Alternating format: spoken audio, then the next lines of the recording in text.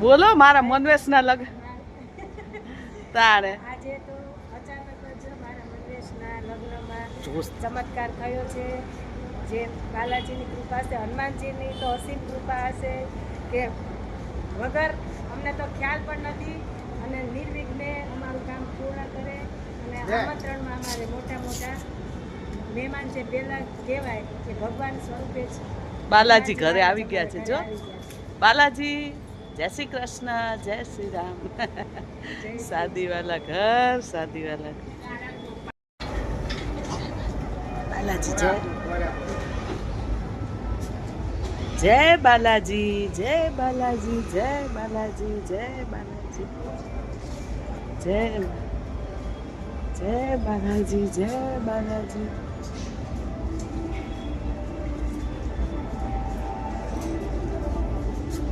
Jay Balaji,